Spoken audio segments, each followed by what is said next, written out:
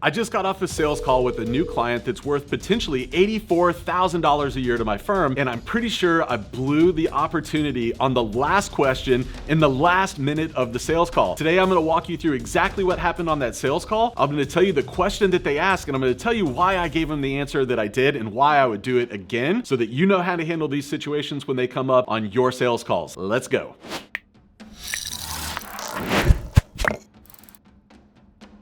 Hey there, my name is Michael King. Welcome back to The Connected Accountant, where I talk about starting, scaling, and optimizing fractional CFO firms. Like I said during the intro, I just got off a sales call with an amazing potential client. They reached out to me a few days ago through my website and applied to work with us. Now, this is kind of an ideal client for us. They're in the high 7 figures in revenue. They're definitely going to be scaling into the 8-figure range next year. It's an online business that offers like consulting, course creation, those kind of things. That's my sweet spot. I know all about that industry. The owners seem really energized. They're very engaged. They're asking a lot of great questions. So we get onto the sales call and everything's going great. I ask them some great questions. They're giving me some really meaningful answers. They're telling me about some of the challenges they have and why they need a fractional CFO. Everything's going great. I walk into the services that I offer. I walk into my pricing. There's no objections on pricing. Everything's going in the right direction. The energy is at like a 9.8 out of 10. And then they drop one question on me at the very end of the call.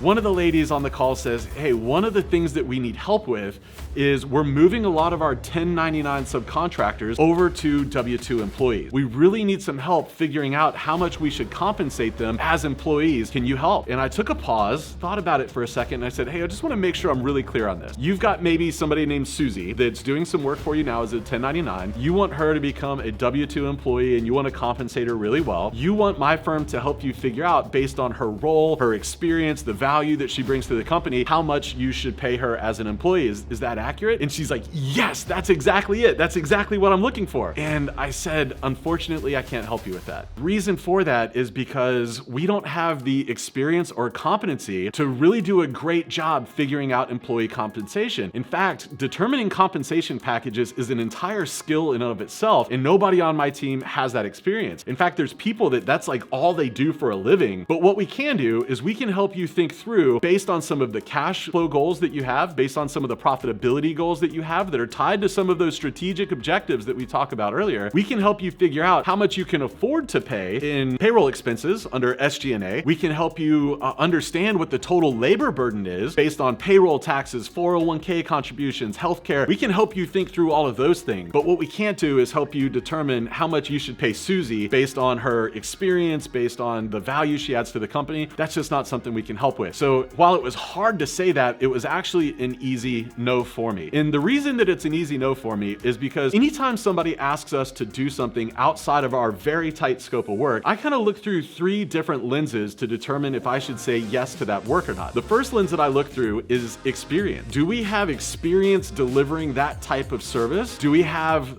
the background to be able to do it well? And in the case of compensation packages, we don't. Nobody on my team does that. The second lens that I look through is competency. Is it something that we're really good at? Is it something where I know that if we engage in that, we can deliver at a high level of excellence that I demand out of everything we do in my firm? Obviously, in this case, because we lack the experience, we're also lacking the competency. We don't have any education or training, any kind of experience or competency doing anything around compensation packages. The third lens that I look through is interest. Is this the kind of work we're even interested in helping with? And honestly, in this particular case, we would love to be able to help with compensation packages, but that's just not something we do. And honestly, we don't have the time or the bandwidth to invest in the training that we need to be able to do a great job with that. So while we definitely wanted to help them, we just don't have the experience or the competency to be able to do it at a high level. And so despite the fact that I really wanted to land this client and make it an easy yes for them, I had to be really honest with them and say, no, that's not something we can help with. Now, I do want to point out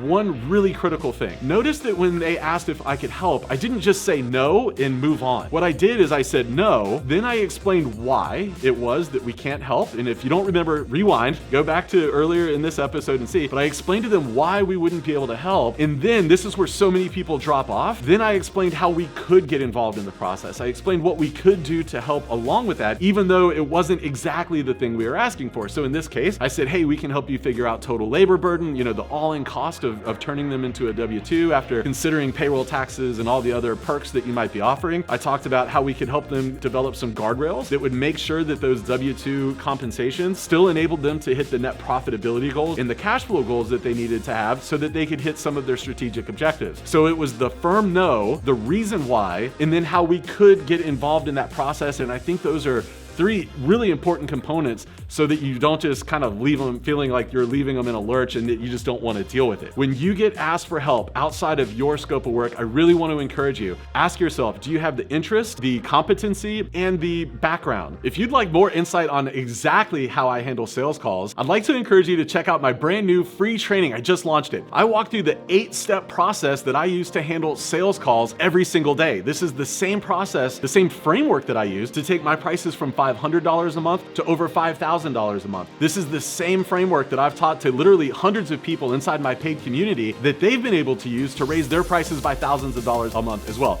If you're ready to get another level of confidence on your sales call, then go to CFOsalesframework.com. Again, it's a free training. I teach you for 60 minutes exactly how I handle sales calls. I give you all the insider tips and tricks on how to really show up for confidence, how to give yourself a performance edge on those sales calls. Once again, go to CFOsalesframework.com, register for free. In the meantime, I can't wait to see you right back next week, right here on The Connected Accountant. See you then.